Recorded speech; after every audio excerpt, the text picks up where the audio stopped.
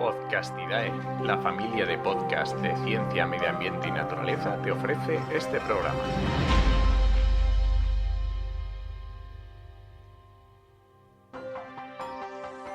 Con el patrocinio de Verdes Digitales, agencia de comunicación y marketing especializada en proyectos ambientales y sociales.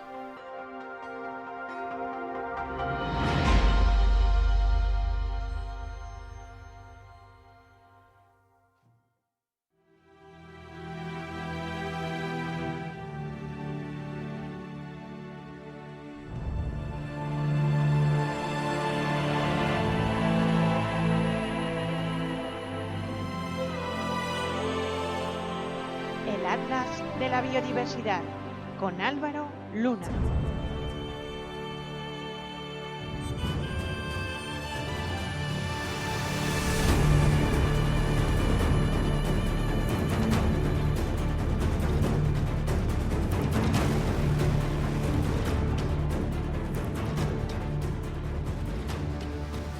Cuando uno viaja a Borneo, tiene cierto miedo mientras viaja en avión. Y no es precisamente un miedo a las alturas, un miedo al avión en sí.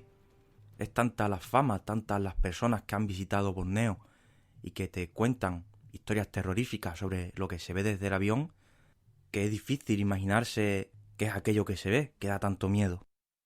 Borneo se ha hecho famosa en el movimiento conservacionista y ecologista por la terrible pérdida de naturaleza que ha sufrido en los últimos 40 años. Un proceso acentuado más si cabe en las últimas décadas, ante la moda de un cultivo, la palma de la que se extrae el famoso aceite de palma. En esta ocasión he querido dedicar un programa a explicar qué es lo que está pasando y qué es lo que yo vi, cuando a comienzos de 2020, cuando el coronavirus era algo tan secundario en nuestras vidas, tuve la oportunidad de conocer esta isla. La realidad es que la pesadilla no es exagerada. Pude verla yo también desde el avión. Extensiones de kilómetros y kilómetros de selva destruida para poner cultivos a toda velocidad. Y ya no es solo desde el avión, donde en efecto compruebas a vista de pájaro el tamaño y la forma del problema, sino también en coche, cuando durante horas y horas haciendo cientos de kilómetros solo ves lo mismo a ambos lados de la carretera, un paisaje de palmeras en hileras perfectamente ordenadas. Un paisaje similar al que se encuentra, por ejemplo, en Andalucía, cuando haces kilómetros y kilómetros atravesando zonas de olivar, pero trasladado a un entorno tropical y con palmeras. Pero empecemos la historia por el principio. ¿Qué es Borneo? Bien, Borneo es una isla, la tercera más grande del mundo. Una isla que además está repartida entre 3 países. Prácticamente 3/4 partes pertenecen a Indonesia. Es una provincia de Indonesia, Kalimantan. La franja norte del país es de Malasia, con 2 provincias, Sarawak y Sabah. Y en medio de estas 2 provincias de Malasia se encuentra el Sultanato de Brunei, un pequeño país. Borneo es un lugar tropical, de selva, que hasta no hace mucho era impenetrable y verdaderamente salvaje. Su naturaleza es asombrosa. Por ello, Borneo es uno de los mayores tesoros para la biodiversidad del planeta. Hay especies únicas, como el mono narigudo, que habita en las orillas de los ríos. Tienen a la pantera nebulosa de Borneo, que es el mayor depredador que tienen, junto al cocodrilo. También es el hábitat del elefante pigmeo, el más pequeño de los que queda en este planeta.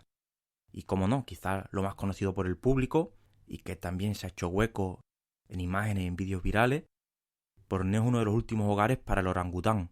Por supuesto, la diversidad de plantas, invertebrados y otros animales es igualmente abrumadora, una verdadera delicia para el que acude a este lugar interesado por su naturaleza. A mí, por ejemplo, me llamó mucho la atención la existencia en el monte Kinabalu de una lombriz que llega casi al metro, y a su vez de una sanguijuela que alcanza los 50 centímetros y que se alimenta de estas lombrices.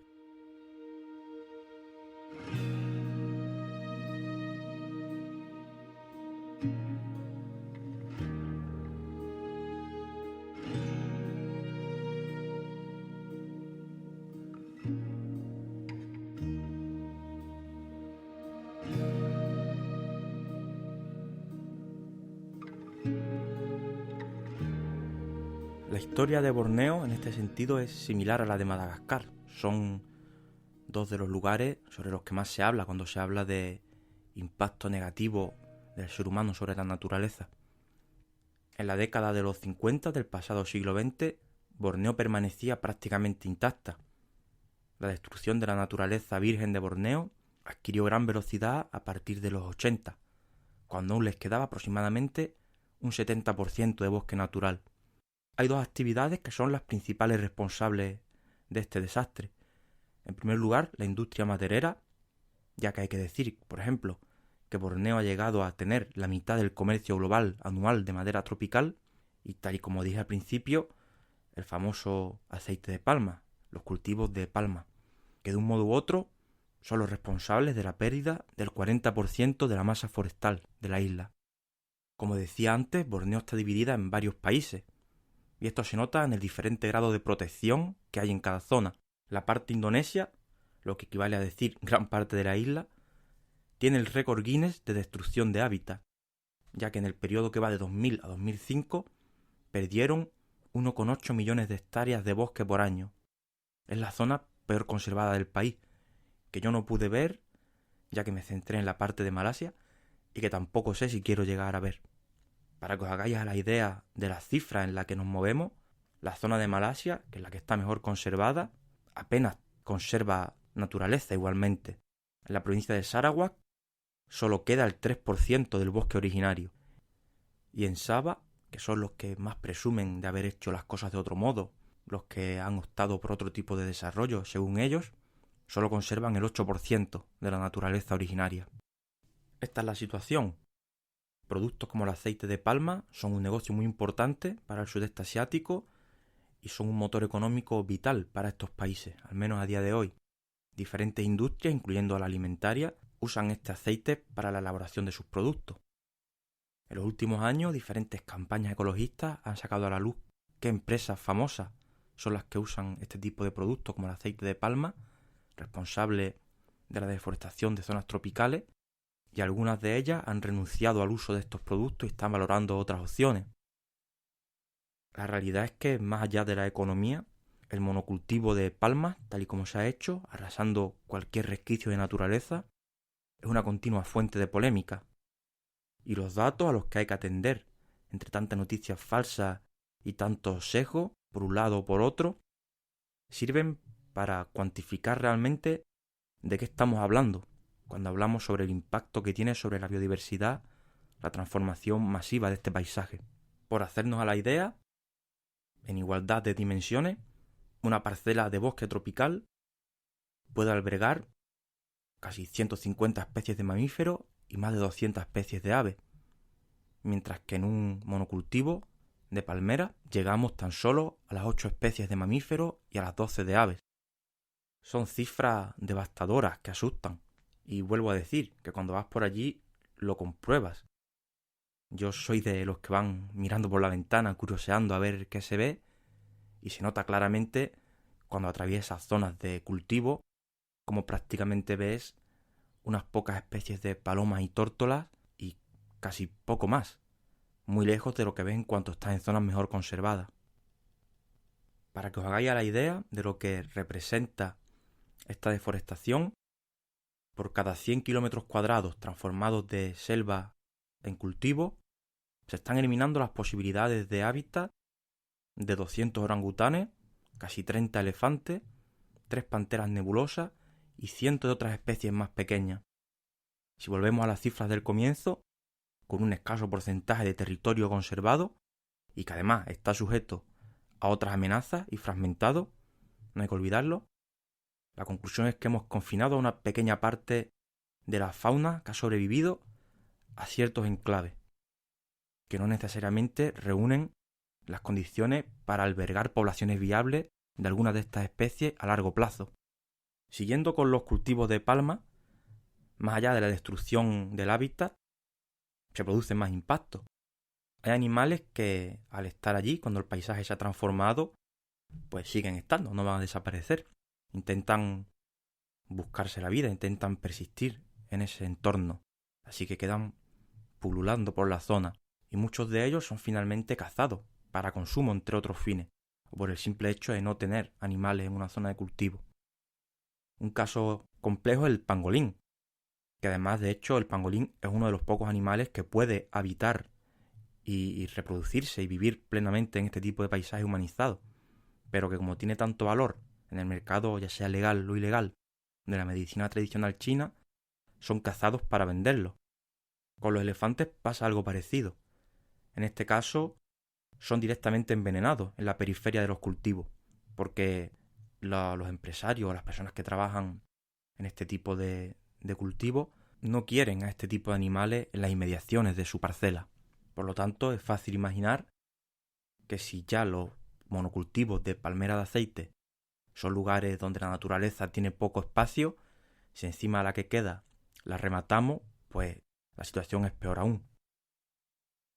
Por dar una visión algo más optimista, al menos que el programa no quede como una queja sin aportar nada más, hay que decir que en los últimos años se está trabajando para cambiar esta dinámica tan negativa. Los diferentes sectores involucrados en todo lo que tiene que ver con el aceite de palma se han unido para cambiar las prácticas agrícolas que tan mala fama están dando. Se ha creado un sello. Se ha creado un sello de aceite de palma sostenible, aunque también hay que decir que en esto hay algo de truco. Aunque es positivo y significa que nos encaminamos al cambio, la realidad es que los compromisos que adquieren todos los que quieren tener este sello son a medio o largo plazo, por lo que tardaremos en ver resultados. No hablamos de algo que vaya a cambiar de un año para otro. El compromiso que adquieren los que se adhieren a estas iniciativas sostenibles introducen tan solo una serie de cambios paulatinos. Entre las iniciativas que se pide a estas personas se encuentran algunas como que las prácticas agrícolas sean más limpias, es decir, usando menos productos que terminan por dañar a la naturaleza, que no destruyan más zonas de elevado valor ambiental y, por supuesto, informar de forma transparente sobre lo que se está haciendo en estos lugares y sobre las medidas de cambio que proponen hacer. En este sentido, he tenido oportunidad de conocer a personas que ellos o sus familiares trabajan en cultivos destinados al aceite de palma y he podido ver iniciativas que se están haciendo allí realmente. He visto, por ejemplo, como en algunas grandes fincas ahora se respetan los cauces de agua. Por lo menos ya algo de biodiversidad hay.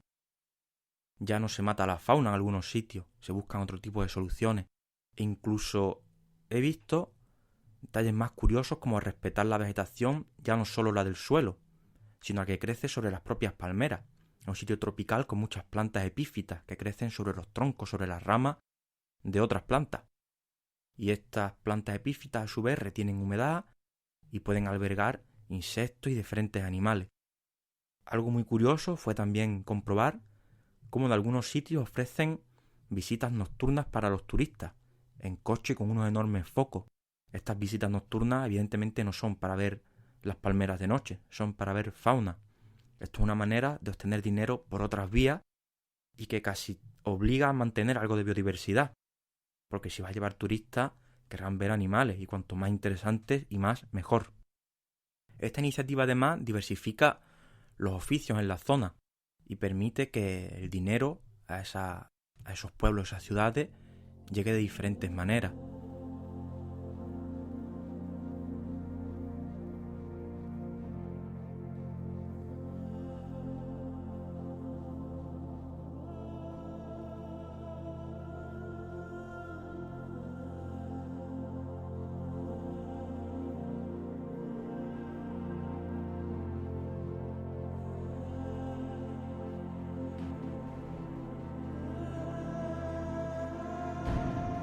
Más allá del problema del aceite de palma, Borneo aún tiene lugares preciosos, eso hay que decirlo también.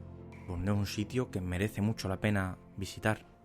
Sobre el estado de conservación y la gestión que se realiza incluso en los espacios protegidos, puedo hablar varios programas más. No siempre es la que uno desearía, más como biólogo, como persona que sabe interpretar lo que está viendo y tiene algo de experiencia en otros lugares del mundo. Pero en general, creo que para el visitante Borneo es un sitio disfrutable donde puedes ver algunas de las selvas más espectaculares del mundo, algunas de ellas intactas, aunque todo hay que decirlo, siguen rodeadas de amenazas.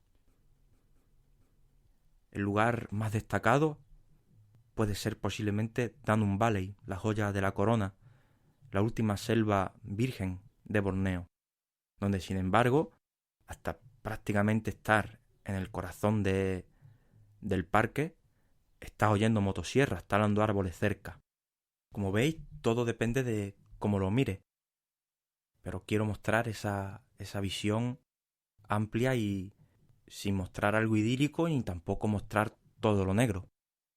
Otra zona muy emblemática para disfrutar de la naturaleza es el río Kinabatangan, sitio muy turístico y que vive del turismo, realmente. Es un sitio donde mucha gente acude porque es donde más fácil resulta ver animales como los elefantes, los cocodrilos, orangutanes y sobre todo el mono narigudo. Volvemos a lo mismo. Uno va en barco, paseando por el río, ves esos animales y todo bien. Te vuelves contento a tu casa tras terminar el viaje. Pero incluso en el río Kinabatangan compruebas cómo tras la primera línea de árboles, que está muy bien para ver fauna, se intuye ya que justo detrás empiezan los cultivos. Por lo tanto, lo que está protegido es estrictamente el río con los primeros metros, en algún sitio, alguna parcela un poco más grande, pero que es un sitio totalmente rodeado de cultivos. En la provincia de Sarawak también puedes ver parques nacionales y puedes hacer diferentes tipos de visitas. Destaca, por ejemplo, el Parque Nacional Bako, que es muy agradable para el turista. Y en general, es lo que digo, Borneo es un lugar increíble para ver fauna que además solo está allí. Es un sitio magnífico para ver ecosistemas tropicales, para realizar fotografías, para descansar, para relacionarte con gente que son sumamente educadas y amables. Pero quiero que cuando uno acude allí como turista, pues sea consciente de lo que ocurre y haga prácticas responsables. Yo por mi parte espero poder volver en un futuro y descubrir desde el avión un paisaje que no asuste tanto, un paisaje que muestre síntomas de recuperación y que la economía de países como Malasia e Indonesia no dependa tanto de un cultivo que es pan para hoy y vete a saber qué es mañana. Sería agradable volver y encontrar algo así, que han encontrado un camino distinto, un modelo de desarrollo distinto y que la naturaleza, que ahora está al límite, recupere parte del territorio perdido. Me despido una vez más, deseando que escuchéis el resto de programas que ya están disponibles y que os suscribáis al podcast, así podéis escucharme cada 2 semanas una nueva historia.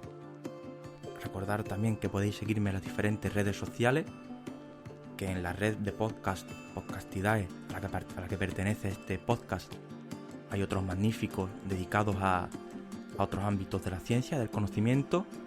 Y por último, mencionar que el podcast está patrocinado por Verdes Digitales, a los que podéis seguir a través de redes sociales y a través de su web, verdesdigitales.com.